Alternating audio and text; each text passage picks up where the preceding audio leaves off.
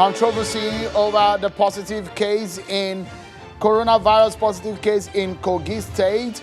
As the government disowned the cases, NCDC is also speaking up on the matter.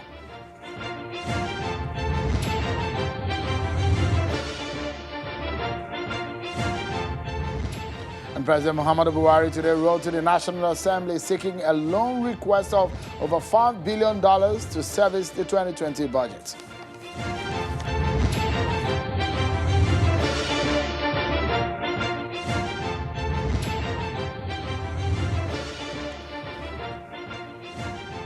Hello everyone and welcome to the program.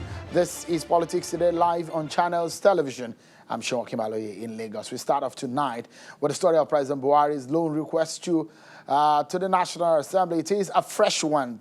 And today the President requested the National Assembly seeking for a fresh $5.513 billion external loans to finance the revised 2020 budget was read on the floors of the National Assembly today. In the letter, on the revised MTEF and amended 2020 budget, President Buhari indicated that the assumptions in the 2020 budget are no longer attainable given the slump in oil prices and lower demand for crude oil caused by COVID-19. He's asking the Senate to give expedited passage of the revised MTEF and budget because of the urgency of the situation. The external loan is also to finance priority projects of the federal government as well as projects to support state governments. The president further explained that to finance the deficit in the 2020 budget, the federal government is planning to raise money internally and externally. About a month ago, the president asked for an 850 billion naira domestic loan. Take a look at it's exactly a month ago that loan request was sent to the National Assembly, and a month later the president is asking for $5.513 billion. There you have it. The earlier one is a domestic loan from the capital market, and this latest is an external borrowing. All to service the 2020 budget. Let's get a sense on what this means and the implication of the request of these loans on the Nigerian economy. I'm being joined tonight by the Director General of the Lagos LCCI, Mr. Muda Yusuf. Thank you so much, Mr. Yusuf, for your time tonight on the program. Yet we are hearing the President calling for a loan request. This one is an external loan request. First and foremost, a month ago and today alone, again, what do you make of the move by the president for loans? Well, it's something that we need to worry about. Because when we have a fiscal crisis, the only solution is not just to go for debt. We need to apply, look at various options. Over time, we have been talking about reforming the economy. We have been talking about restructuring the economy. We have been talking about policy reforms that will reduce the burden of government. Because this kind of issue is not just a revenue issue, it's also a cost issue. And the cost side of it has to do with the cost of governance, the cost of managing the economy, how we can reduce waste and all of that. I believe that all of these steps should take precedence, should come before the issue of going for debt. We have debt option, we have equity option, we have the option of also reducing the cost of governance. The cost of governance reduction or reforms along those areas normally should precede these other options. I mean, it's like going for the easiest way out. And when we look at our capacity to service this debt, the capacity is not there. And we don't want a situation where the future generation, will be mortgaged in a way to be servicing debts. The debt has doubled over the last 5 years. We have seen an increase in debt of over 100%. Ideally, if you have to go by what the Fiscal Responsibility Act prescribes, you should borrow essentially or mainly for the purpose of developing your infrastructure or developing your human capital. But what we have seen over time... Mr. Yusuf, apologies to butt in. When you projected over $50 per barrel of crude oil, which is the main source of your revenue, and unexpectedly, after you've projected that, the pandemic came in and everything slumped. The prices slumped up to about $20 per barrel. What options are available anyways if you don't borrow? Well, first, I think the starting point is to look at how we can cut our costs. Now, what we are being told is that this borrowing is to fund the budget. But the budget itself, over time, is a budget that needs to be reformed. If you take a critical look at the budget, there are areas in the budget that we need to cut down drastically. I think that is, I'm aware that some review has been done, but I believe that we can do a lot more. Because this is not sustainable. Sorry, which area of the budget? Because it's less than $1 billion that was actually cut from the budget that was pruned down from the budget when it was reviewed. But which area would you suggest could be cut out of the budget? You see, traditionally, if you look at the ratio of recurrent to capital expenditure in the budget, at the best of time, what you have is 70% recurrent, 30% capital. And when you relate to the actual releases at the end of the day, you often have close to 80% recurrent, 20% capital. So that structure ab initio is a structure that is not sustainable. Because if you want to even borrow, you should borrow in a way that you are funding a budget that will enable the economy to be able to repay the debt. So if you have a budget structure where 70%, 80% is on recurrent, how are you going to pay back the debt? So in essence, Mr. Yusuf, where do we... So where do we go from here? It looks so much that not only Nigeria is not insulated from what has become a major crisis across the world. Every country of the world is facing an economic issue right now. So how do you balance all of these, especially from the government point of view? Where do you run to if you were in President Buhari's shoes? Just in a few seconds. First, you look at your other sources of revenue. Now we have revenue-generating agencies of government. And this issue has recurred now and again, both at the National Assembly, even at the presidency, that the revenue-generating agencies of government can do much more than they are doing. That is one.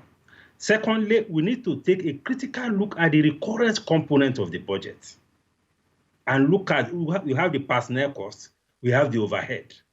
Particularly if you look at the side of the overhead, there's a whole lot that you can cut off. I can't be giving you specifics now. But if you are really serious...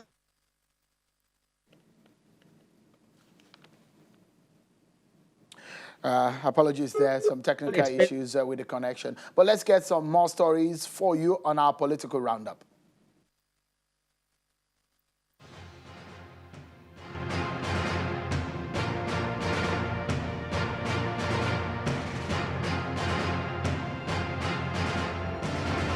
The Bayelsa State Governorship Election Petitions Tribunal sitting in Abuja has commenced the hearing of 5 petitions pending before it after dismissing 5 others for lacking in merit. At the hearing of the petition, the chairman of the tribunal, Justice Mohammed Sirajo, stressed the need for councillors to cooperate with the 3-member panel of the tribunal in order to ensure a speedy dispensation of the petitions.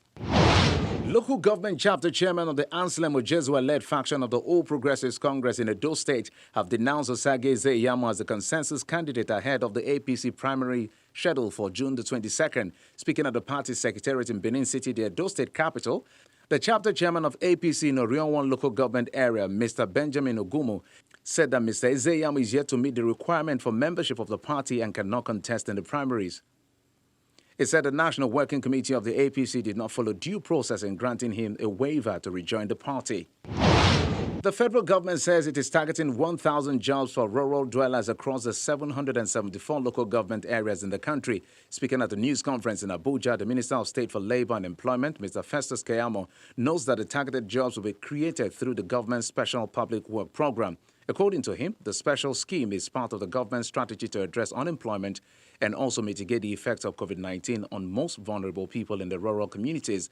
Beneficiaries of this program will be deployed to maintain public infrastructure in their areas and will receive 20,000 naira monthly stipends. The program was designed to mitigate lack of job opportunities in the rural areas through a short-term engagement of 1,000 unemployed persons per local government area for a period of 3 months. The Kogi State Governor and Chairman of the Southeast Governors Forum has been shedding more light on the outcome of the meeting with Southeast stakeholders and the Inspector General of Police over the issue of community policing. Addressing journalists in Abakaliki, the Kogi State capital, the governor said the Southeast governors have agreed with the IGP that each state in the zone will pass a law called Southeast Security Law, where amongst other things there will be the incorporation of community policing based on agreed guidelines.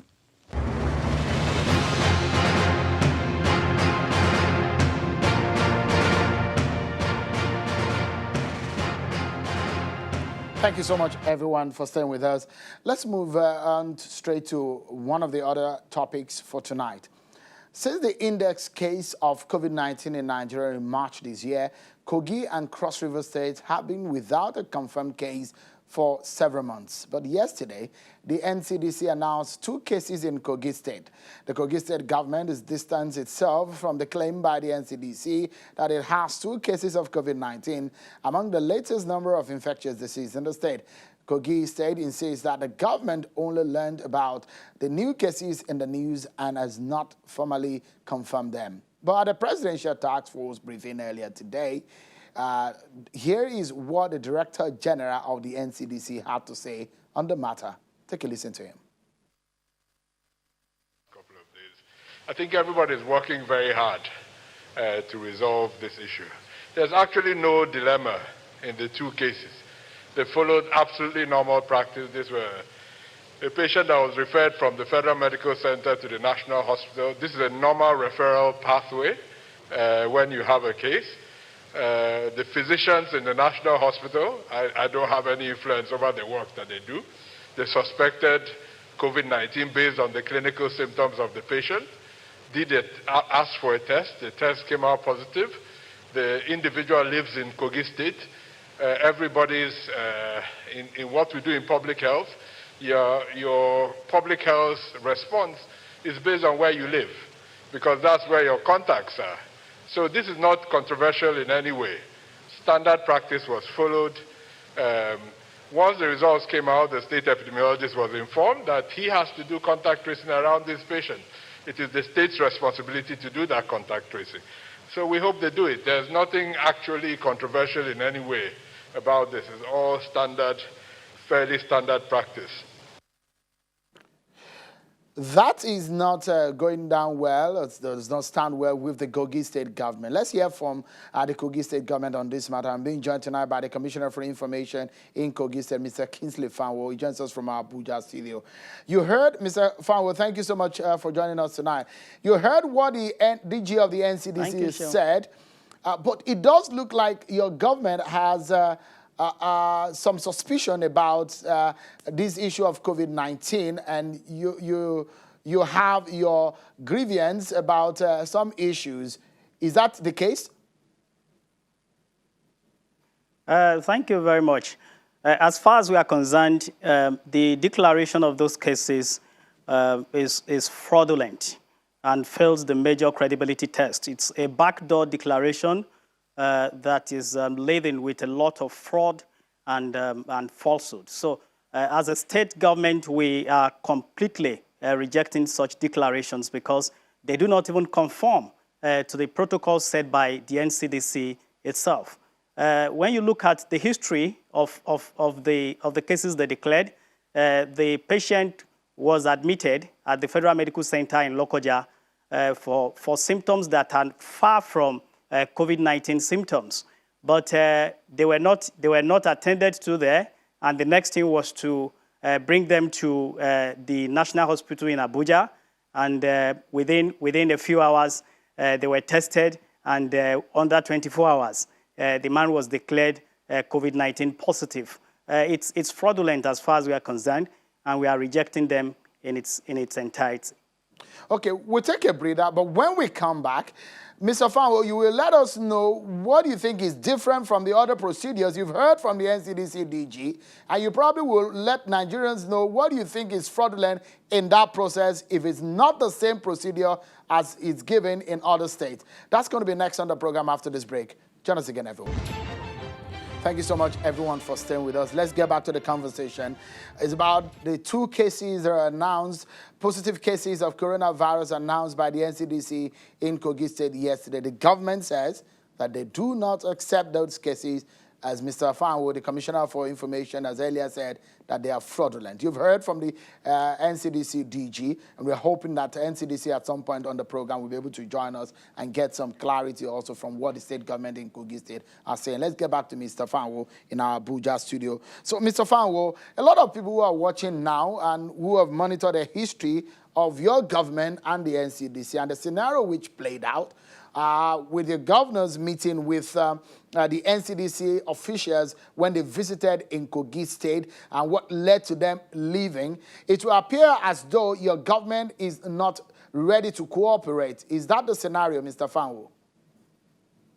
No, that's far from being the scenario.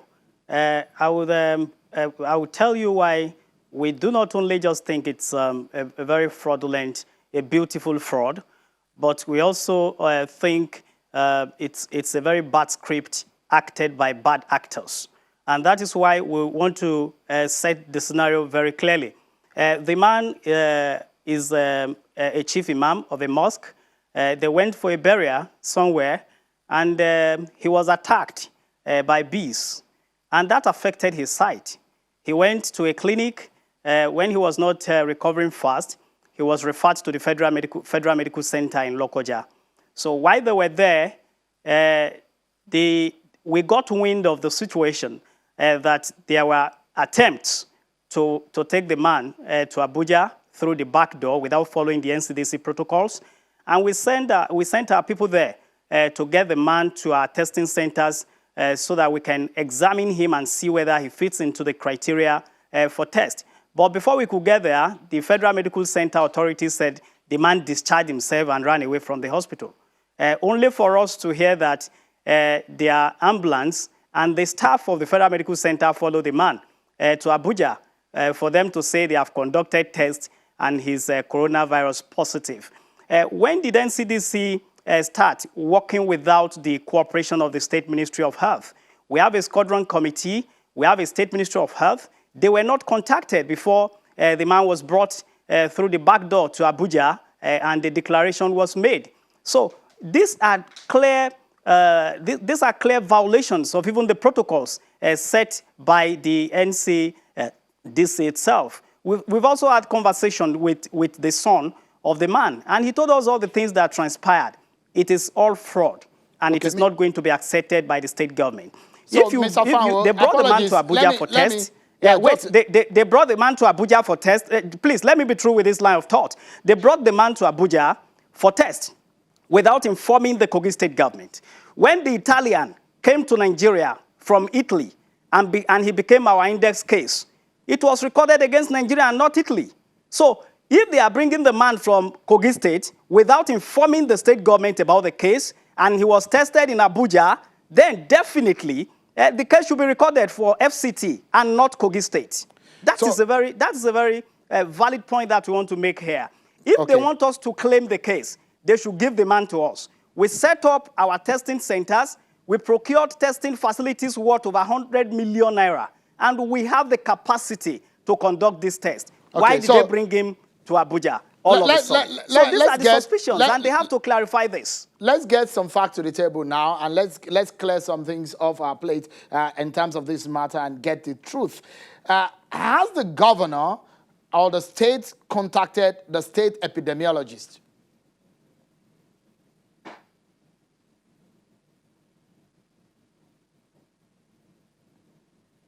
Mr. Fanwo, can you hear me? I can hear you now. I'm saying, Yeah. as the governor or your crew are monitoring COVID-19 in Kogi State, have you been in contact with the state epidemiologist? Yes, we've been in contact with the state epidemiologist, and he gave us his own version of the story. So- He told us that they have been informed that the man has tested positive and that the contacts around him should be located. We've been able to find about 13 of them. We've conducted tests for 13 of them, and they all tested negative. So how come the man they brought to Abuja suddenly tested positive? Did he contact the virus between Lokoja and Abuja? They need to explain all of this to us because as far as we are concerned in the state, it is a very fraudulent declaration and we will never accept it. Okay, so Mr. Fanwo, the test kits that you got, did you get it through the federal government? We got it from the best vendor, one of the best vendors in the world. So it was a black market purchase that you did? How do you define black market in this case? Because there is a standard of... Is it the possible? kind of, is it possible for apologies, any hold state? on, Is Mr. it possible Fanwo. for? Let me put the sorry, question is it through. possible for any state? Let me put the question through, Mr. Okay. Fanwo. The question is, did you get the test kit through the federal government authorized process? We got the test kits through the federal government authorized vendors, clearly. Because So- it is even impossible for you to procure such medical facilities at this very critical period of a pandemic ravaging the entire globe without getting it through authorized channels. And they have been because- informed about the delivery. We have over 5,000, and we have been conducting tests. Today, the Federal Medical Center referred 2 people to the testing centers of Kogi State, and both of them tested negative. Why didn't they refer the man? So, Why Mr. did they Mr. take the man to Abuja? Why did they lie to the state government that the man ran away and discharged himself? Something was fishy, and then CDC must come out with a fact to tell the world. This is not the first time it is happening. Zamfara State cried out, and they came out to reverse it. We are crying out. We will not accept it. This is fake. This is fraud. This is false. Mr. Fanwo, what kind of test kits do you have in your state? Because you were seen on television saying that your own test kit is faster than the time of delivery of the test is faster than any of the test kits in the country. What's the name of the test? Is it a nasal swab, or what kind of test kit do you have? What's the name? Yeah, I'm not a medical practitioner, but I learned it's antigen-based, and it is the fastest. In 30 minutes, we get our results. So it's faster than even the one NCDC is using. And they've never complained about our tests. And we've conducted over 200 tests of people that fall into the category that should be tested. The man they said tested positive was not having any of the symptoms stated out by NCDC. So why the desperation? They need to tell the world. It's not only one person. There are 2 cases that were announced for Kogi. What about the second case? It is about the father and his son. And about 3 people came with him. They tested the 3 people at once, and one result came out. They said they are still expecting the 2 other results. And samples were taken at the same time. NCDC should stop defrauding this country. Way that you're using, Mr. Fanwo, against that institution that is helping out in this pandemic. If you have any grounds, would your government or your governor be willing to sit down with the NCDC? I am not one of those who think NCDC is helping this country. I am one of those who think NCDC has an agenda to spread COVID-19 to all the states of the Federation. And when there was no case in Kogi State, they did all they could to ensure that Kogi has a case. They are locking down the country. They are advising the presidency to lock down the country. The economy is suffering. The economy is bleeding. People are hungry. Other ailments are killing Nigerians. Why they are concentrating on a pandemic that has killed less people than malaria has killed in the last 2 months. So there's something they need to tell Nigerians about it. So as a state, we don't trust in the credibility of NCDC. We still, we thought that we will be able to get the NCDC up onto this time, but we are not able. But of course, we get the NCDC on all of these claims by the Kogi State government. Thank you so much, Mr. Kingsley Fanwo, the Commissioner for Information in Kogi State. Thank you for your thought. Those are strong ones there, and we hope that the NCDC will clear the air over this matter. But that's where we draw the curtain of the program tonight. Thank you so much, everyone, for watching. Bye for now.